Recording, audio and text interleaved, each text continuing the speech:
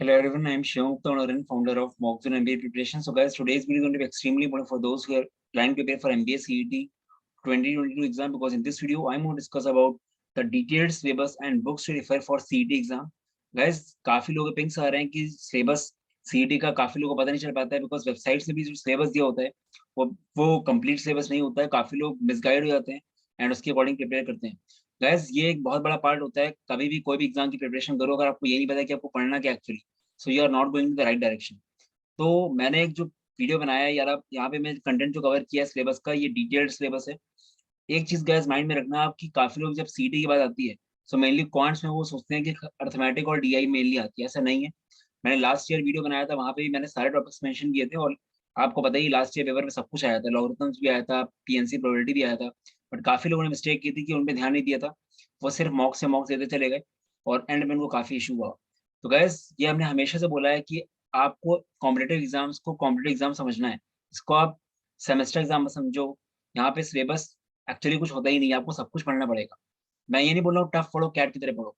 आप पढ़ो सब कुछ, बट लेवल एक नॉर्मल आएगा। ऐसा नहीं कि कैट या जेड क्वेश्चन आ जाए, ऐसा तो नहीं होना चाहिए। पर स्टिल वर्स्ट केस में पढ़ो, बट किसी भी हाल में कोई वैरायटी छोड़ो मत आप। अगर आप वैरायटी छोड़ के जाओगे, वही अगर एग्जाम में आ गया तो आप रिग्रेट होगे, आपको पूरा साल वेस्ट हो। ठीक है, तो आपको सब कुछ कवर करना है। तो ये एक डिटेल्ड सिलेबस का वीडियो है। ये आप फॉलो करोगे तो आपका अच्छा जाएगा एग्जाम, क्योंकि कुछ भी अगर आ जाए तो आपको दिक्कत नहीं आएगी, बिकॉज हमने सब कुछ कवर किया हो। जल्दी से वीडियो को लाइक कर दो, लाइक करने से वीडियो ऊपर आ जाता है, काफी लोग हेल्प हो जाएगी। एंड सब्सक्राइब जरूर कर दो, बिकॉज लगातार वीडियोस बन रहे हैं, beat strategy based video, beat content based video और बीट नोटिफिकेशन बेस्ड वीडियो। चलो गाइस, देख लेते हैं। एक इंपॉर्टेंट काम गाइस और करना है हम लोग को, सीईटी का टेलीग्राम ग्रुप, इसको आप जरूर ज्वाइन करना। मैं इसका डिस्क्रिप्शन में लिंक दे दूंगा, यहाँ पे अपडेट्स आते रहते हैं, हम लोग क्विज वगैरह भी करने वाले हैं। अपार्ट फ्रॉम दैट, हम लोगों ने गाइस एमबीए सीईटी का फ्री मॉक 2022 के लिए लाइव कर दिया है। आप उसको ट्राई करके देखो, काफी अच्छे लेवल का मॉक है। ठीक है, तो लास्ट ईयर तो खैर जो पैटर्न आया था वो काफी अलग था। आईबीपीएस का नहीं था लास्ट ईयर, एडू स्पार ने बनाया था पेपर, तो कोई सेक्शंस नहीं थे। But we can not depend on the last year. तो आईबीपीएस पैटर्न मेनली आना चाहिए। हम लोगों ने जो अपने मॉक्स देने वाले हैं, हम लोग टोटल 18 मॉक्स, उसमें कुछ आईबीपीएस के होंगे, कुछ एडूस्पार के होंगे। उसके बारे में हम लोग बात आगे करेंगे। अभी के लिए फ्री मॉक है ये। ठीक है, तो आप इसको, इसका लिंक देख सकते हो, डिस्क्रिप्शन मिल जाएगा आपको। चलो गैस, बात करते हैं सिलेबस की। एक बार गैस पैटर्न देख लेते हैं। तो सीईटी के 200 मार्क्स का पेपर होता है, 200 क्वेश्चन होते हैं। लॉजिकल रीजनिंग के हैवी वेटेज है 75 क्वेश्चन, 1 मार्क्स पर क्वेश्चन, तो 75 मार्क्स भी है। For abstract reasoning, abstract reasoning basically figure based reasoning होती है, जहाँ पे सिक्वेंसिंग होती है, मिरर इमेज होती है, वाटर इमेज होती है, एंड बहुत सारे सिक्वेंस होते हैं। 25 questions for 25 marks. Then we have VRC, 50 questions for 50 marks, and then we have finally quantitative aptitude, 50 questions for 50 marks. So 200 questions होते हैं 200 मार्क्स के। ठीक है, तो ये हम लोग का बेसिक सा पेपर पैटर्न है। अब आते हैं गैस पॉइंट्स में। तो गैस, ये एक प्रॉपर डिटेल्ड कोर्स है, सिलेबस है पॉइंट्स का। हर एक टॉपिक आपको आना चाहिए, you can not leave each any topic. ये आपको जो स्लाइड में टॉपिक दिख रहा है, आपको हर टॉपिक को पढ़ना पड़ेगा।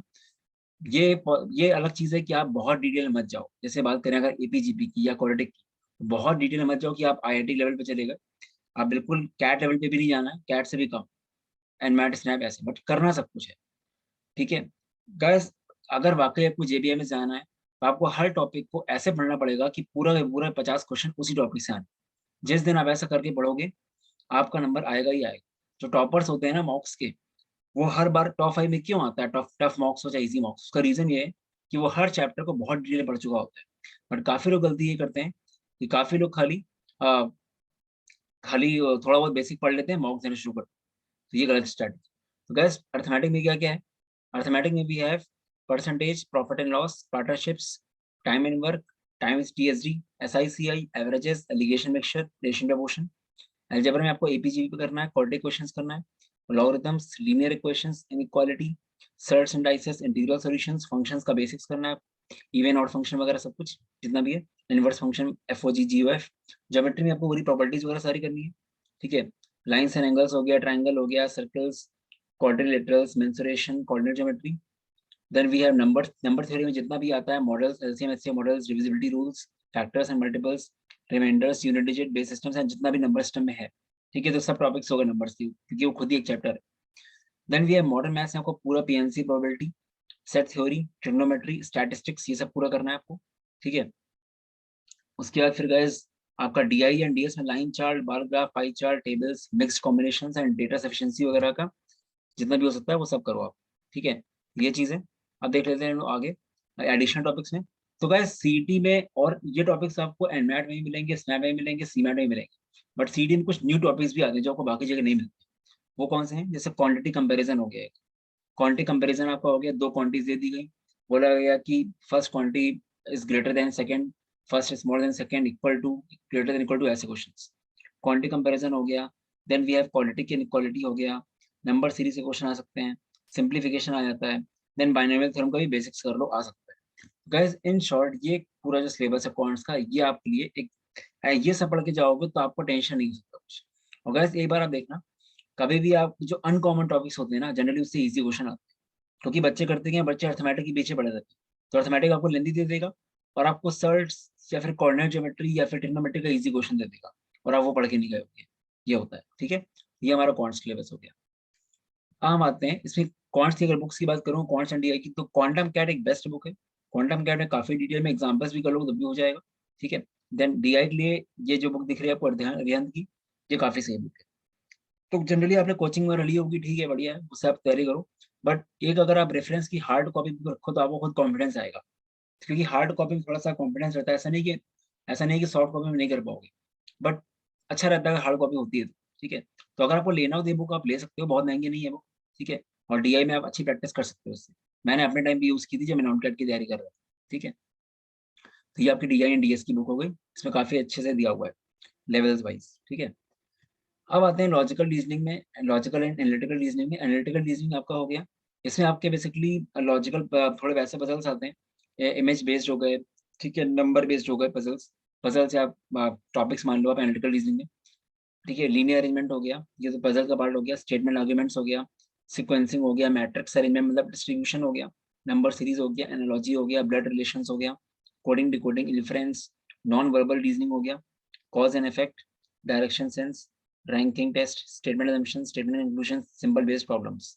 फिर गए हम लोग पास ये नया सेक्शन है एब्स्ट्रैक्ट रीजनिंग, 25 क्वेश्चन इसके आते हैं। एब्स्ट्रैक्ट रीजनिंग क्या क्या होता है? आपका फिगर बेस्ड सीक्वेंस होता है कि 4 फिगर्स हैं, पांचवा फिगर 4 फिगर्स पैटर्न में है, पैटर्न वाइज फिफ्थ फिगर कौन सा होगा, ठीक है। तो आपको ऑप्शन दिए रहेंगे 5। या फिर मिरर बेस्ड होगा कि इसका मिरर ये है तो इसका मिरर क्या होगा, ठीक है, मिरर बेस्ड हो गया। उसके अलावा फिर और भी बहुत होते हैं, वाटर इमेज, तो आपको जितने रट के भी कर लो। मिसिंग फिगर्स हो सकते हैं, ठीक है, मिसिंग फिगर्स, मिसिंग नंबर्स हो सकते हैं। और उसके बाद एक मिनट, हाँ, फिर हमारा हो गया कोडेड इनक्वालिटी, ये बहुत इंपॉर्टेंट है। कोडेड इनक्वालिटी, बाइनरी लॉजिक भी कर लेना गाइस, इस बार नोट में काफी आया है। स्ट्रॉन्ग एंड वीक आर्ग्यूमेंट्स हमने लिख ही लिया होगा, यहाँ पे है ये, सॉरी, ये अलग चीज है, स्टेटमेंट आर्ग्यूमेंट्स, ठीक है। असर्शन एंड रीजन भी कर लेना। एंड डिसीजन मेकिंग भी गाइस बार आया है। डिसीजन मेकिंग दो दो तरह के होते हैं। एक आपके होते हैं कि कोई कैंडिडेट को सेलेक्ट करना चाहिए कि नहीं करना चाहिए, वो वाला हो गया एक। और एक आपका जैड वाला डिसीजन मेकिंग होता है, दोनों तरह कर लो। तो ये भी पूरा डिटेल्ड सिलेबस है। बाकी जितना भी नॉन कैट नॉन जी का जितना भी आप एलआर में पढ़ते हो, सब कुछ कवर ऑलमोस्ट कर ही लिया, बट स्टिल जितना भी आप एनवायरमेंट असेंबली पढ़ते हो एलआर, वो सब इसमें है ही है। और कुछ अगर बाई मिस्टेक रह भी गया है तो भी आप कर लो पूरा कवर। तो जैसे बताया मैंने, कोई सिलेबस होता ही नहीं है। मतलब मैं बोलता हूँ कैट को छोड़ के, कैट और जेड छोड़ दो, और एक और एग्जाम छोड़ दो, पीजीडीपीए वगैरह, सबका सिलेबस ऑलमोस्ट सेम है, पढ़ना आपको सब कुछ है सब में, ठीक है। ये बुक बहुत अच्छी लगती है मुझे, test of reasoning by Arihant, अच्छी बुक है, सब कुछ प्रॉपर में दिया एग्जाम्पल्स के साथ, एक्सरसाइजेस के साथ। Test of reasoning by Arihant काफी सही बुक है ये। इसको अगर आपको लेना हो तो हार्ड कॉपी ले सकते हो, और उसको करने से आपको काफी कॉन्फिडेंस आएगा, क्योंकि चैप्टर बाई चैप्टर पढ़ने से मजा आता है पढ़ने में, ठीक है। बाकी का सीईटी में खाली क्वेश्चन आना बड़ी बात नहीं होती है, टाइम दे दे तो हर बंदा हर क्वेश्चन कर लेगा। मेन चीज होती है हर चीज के शॉर्टकट्स, मैं इसके बारे में आगे बात करूंगा। अब आते हैं वीआरसी सेक्शन। यहाँ पे गैस आपको रीडिंग कॉम्प्रिहेंशन की प्रैक्टिस होनी चाहिए, टोन ऑफ द पैसेज वगैरह पढ़ लेना। सिनोनिम सेंटेंस का, सिनोनिम सेंटेंस के पीछे पड़ जाओ गैस, सिनोनिम सेंटेंस ही सब कुछ है वीआरसी में। अगर आपको मीनिंग आती तो आपको आंसर्स बहुत जल्दी निकलेंगे, आपको समझ में जल्दी आएंगी चीजें, कॉम्प्रिहेंड जल्दी कर पाओगे। तो सिनोनिम्स वगैरह जितना कर सकते हो करो, ठीक है। आप वर्ड पावर मेड इजी की रेड वाली बुक ले लो, उसके एंड में वर्ड्स होते हैं वो कर लो। या फिर उसके अलावा आप कोई ऐप डाउनलोड करते हो उससे कर सकते हो। फेलर बेस्ड क्वेश्चन हो सकते हैं, एरर स्पॉटिंग, एरर स्पॉटिंग के लिए आपको ग्रामर पढ़नी पड़ेगी, सब्जेक्ट आर्गुमेंट, ठीक है। फेलर ग्रामर वाले, para jumbles, analogy, sentence correction, compound words and kangaroo words भी आ सकते हैं, बिकॉज स्नैप में आते हैं, तो यहाँ पे भी चांस है पूरा आने का। आई डोंट वांट कि एग्जाम से बाहर निकलोगे तो ये क्या आ गया, क्योंकि सरप्राइज सबको दे रहा है आज के date. Idioms and phrases, homonyms, spelling errors, subject argument, ये बहुत इंपॉर्टेंट है। पैरेललिज्म, ये बहुत इंपॉर्टेंट है आपके एरर स्पॉटिंग के लिए, ये दोनों इंपॉर्टेंट है काफी। फिगर ऑफ स्पीच, फिर आपका फॉरेन वर्ड्स हो गया एंड आपका मॉडल वर्ड्स हो गया। इसके बाद अब ये रह क्या गया इसमें, प्रपोजिशंस कर लेना गाइस। प्रपोजिशंस काफी इंपॉर्टेंट है, ठीक है, प्रपोजिशंस भी अच्छे से कर लेना। और मेरे ख्याल से पार्ट्स ऑफ स्पीच इसमें नहीं मेंशन है, तो पार्ट्स ऑफ स्पीच कर लेना, ठीक है, वो कोई इशू नहीं है। तो पार्ट्स ऑफ स्पीच आपके होते हैं ना, कंजंक्शन, इंटरजेक्शन, ये सब, वो सब कर लेना। तो गाइस वीआरसी में मेन तो दो चीजें होती है। पहली चीज तो आपकी होती है दो क्या तीन चीजें मान लो। पहला आपको वोकैब वाला पार्ट हो गया, दूसरा ग्रामर हो गया, तीसरा वर्बल एबिलिटी हो गया। तो वीआरसी सेक्शन तीन पार्ट में डिवाइड होता है। वोकैब का पार्ट बहुत बड़ा होता है, ठीक है, वोकैबलरी अगर आपको आगे तो फिलर्स वगैरह भी आपके हो जाएंगे अच्छे से, ठीक है। देन आपका पैराजम्बल्स वाला पार्ट भी काफी अच्छा होता है जो वी वर्बल एबिलिटी में आता है। फिर ग्रामर वाला पार्ट भी काफी अच्छा होता है। एरर स्पॉटिंग के क्वेश्चंस काफी आते हैं, ठीक है, बहुत इंपॉर्टेंट होते हैं। सेंटेंस करेक्शन, तो उसके लिए रूल आपको अच्छे से आने चाहिए। तो एक प्रॉपर वे में करो, ठीक है, तो अच्छा रहेगा आपके लिए, ठीक है। तो ये बुक अच्छी है, इसकी अगर आपको लेनी हो ले सकते हो, objective general English by SP Bakshi. ये बैंक वाले यूज करते हैं, सब इंग्लिश की बुक है, इसमें सब डिटेल आपको मिल जाएगी हर चीज, ठीक है। तो गाइस अब मेन चीज ये है कि काफी लोग की स्ट्रेटेजी बहुत गलत होती है। काफी लोग रहता है ज्यादा ज्यादा ज्यादा मॉक देते रहो। तो गाइस मॉक देना अच्छी बात है, आप दो, मैं बोलता हूँ बहुत मॉक दो, आप दो, देने को 100 मॉक भी देते हैं, बट पूरा सिलेबस कर लो फिर दो मॉक। मतलब पूरा सिलेबस मतलब है एक बार हर चीज ढंग से पढ़ तो लो फिर, क्योंकि पढ़ने की कोई लिमिट नहीं, आप जितना पढ़ोगे कम ही जाएगा। बट एटलीस्ट हर चैप्टर की हर वैरायटी कवर कर लो एक बार, उसके बाद मॉक देके रिवाइज करते रहो। पर काफी लोग कुछ पढ़ते ही नहीं, खाली फॉर्मूला रट लेंगे फिर मॉक देना शुरू कर देंगे। तो ये मत करना गाइस, ऐसा करके आप अपना एनर्जी वेस्ट कर रहे हो। काफी लोग, ऐसा नहीं कि लोगों के पास माइंड नहीं है, लोगों का टाइम नहीं है, सब कुछ है, बट लोग गलत तरह से पढ़ते हैं, इसलिए लोग रिपीट करते हैं 3 3 साल, ठीक है। तो सही सही तरह से पढ़ोगे गाइस तो आप कंसिस्टेंट रहोगे। एक बार 140 आने से कुछ नहीं होता है, हर बार 125 आए वो ज्यादा अच्छा है एज कम्पेयर टू एक बार 140 आए मॉक, ठीक है। तो आप एग्जाम की अगर बात करूँ तो एग्जाम मुझे लगता है मई जून मान के चलो, या जुलाई भी आ सकता है, मिड मई के बाद ही मुझे लग रहा है एग्जाम होगा। तो अभी आप अच्छे से 31 मार्च तक पूरा सिलेबस खत्म करो, या 15 अप्रैल तक ही पूरा सिलेबस खत्म करो। 20 अप्रैल के बाद से सिर्फ मॉक्स ही मॉक्स देना करो, शुरू करो, ठीक है। क्योंकि मुझे लगता नहीं कि मई वगैरह में भी एग्जाम होगा। एमएसटी सीईटी की नोटिफिकेशन आ गई है, तो हो सकता है इसकी भी आ जाए, बट मई जून मुझे लग रहा जाएगा। तो गैस अगर कोई ढंग से करना चाहता है वाकई प्रॉपर वे में, तो देखें चेक आउट एमबीए सीईटी का कोर्स, सुपर 40 बैच है गैस, पूरा लाइव क्लास वाला कोर्स है। एक एक चीज जूम पे पढ़ाई जाती है डिटेल मैनर में, फेजेस में चलता है ये। 31 मार्च तक पूरा कोर्स हो जाएगा कंप्लीट। उसके बाद हम लोग शॉर्टकट्स के रखेंगे। शॉर्टकट मतलब होता है कि हम लोग देखेंगे कि जितने भी टॉपिक्स हैं आपके कॉन्ट्स एलआर में, सबके जितने भी शॉर्टकट्स पॉसिबल हैं सब कुछ पढ़ाएं आपको, क्योंकि वी वांट कि आप जल्दी कर पाओ, क्योंकि कर तो सबको ही लेगा, जल्दी करने की बात, ठीक है। तो पूरा ये रहेगा।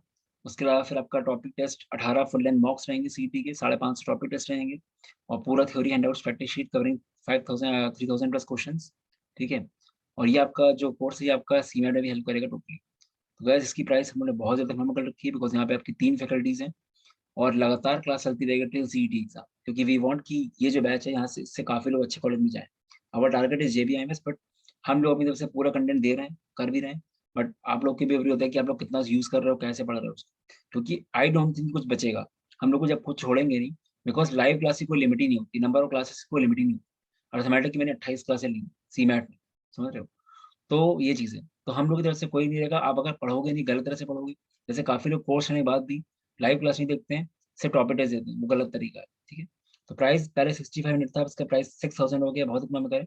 जो भी क्लासेस में हुई सबकी रिकॉर्डिंग आपको मिलेगी। वैसे भी गैस अब टाइम कम है कि आप नया बैच स्टार्ट करो, क्योंकि गैस फॉर्मेलिटी करने से फायदा नहीं है। 50 सेशन में पूरा कोर्स हो गया तो खुश मत हो, कोई फायदा नहीं है, आपको कुछ आएगा नहीं एग्जाम में उससे। आपको वैरायटी पे काम करना पड़ेगा, जो हम लोग कवर करा, ठीक है। तो बहुत डेडिकेटेड बैच है, लक की करना है, और वाकई जाना चाहते हो जेबी, तो बेस्ट ऑप्शन, ठीक है। बाकी तो लक होता है, ठीक है। अपार्ट फ्रॉम दैट अगर किसी को सिर्फ टेस्ट सीरीज चाहिए तो they can check out the mocks. पहले 12 मॉक्स थे लास्ट ईयर, हम लोग 18 मॉक्स कर दिए। 12 आईबीपीएस पैटर्न पे, 6 प्योर एडूस पार पैटर्न। एडूस पार मतलब कोई सेक्शन नहीं रहेगा, रैंडम मॉक रैंडम होंगे। पहला क्वेश्चन एलआर का, दूसरा क्वेश्चन क्वांट का, तीसरा वीए का, चौथा एब्स्ट्रैक्ट का, ऐसे। और नंबर ऑफ क्वेश्चन से भी कोई लिमिटेशन नहीं है। क्या पता क्वांट्स के 35 ही क्वेश्चन हो, क्या पता क्वांट्स के 70 क्वेश्चन हो जाए, कुछ भी हो सकता है। बट जनरली में बहुत ज्यादा वेरी नहीं करेंगे, बट ऑब्वियसली बात है एडूस पार टाइप करेगा, ठीक है। और गाइस ये जो मॉक्स है ये आपको सिखाएंगे बहुत, क्योंकि आईबीपीएस में भी अगर पेपर आता है तो उसमें भी ऐसा नहीं कि अर्थमेटिक एंड डीआई आएगा, सब कुछ आ सकता है। क्योंकि इस बार मुझे लगता है आईबीपीएस नहीं करा रहा है, यही लोग करा रहे हैं कंडक्ट, इन लोगों ने प्रोफेसर हायर किए। तो no doubt paper IBPS type का होगा, बट टॉपिक कुछ भी हो सकता है, तो आपको हर चीज पढ़नी पड़ेगी। तो हम लोगों ने इवन आईबीपीएस के पेपर में भी वैरायटी के टॉपिक्स डाले हुए 6 7 क्वेश्चन। तो सिखाएगा बहुत ये मॉक्स आप। वर्स्ट केस में कि आप ये मार्क्स देके जाओगे 18 तो आपको लगेगा कि यार कुछ छूटेगा नहीं उससे, क्योंकि जब आप एनालाइज करोगे आपको नए टॉपिक दिखेंगे तो वो जाके पढ़ोगे आप, तो आपका प्रिपेयर हो जाएगा अपने। तो वर्स्ट केस सिनेरियो के लिए मॉक्स और एक्सट्रीमली इकोनॉमिकल प्राइसिंग है, 1299 के मॉक्स है खाली।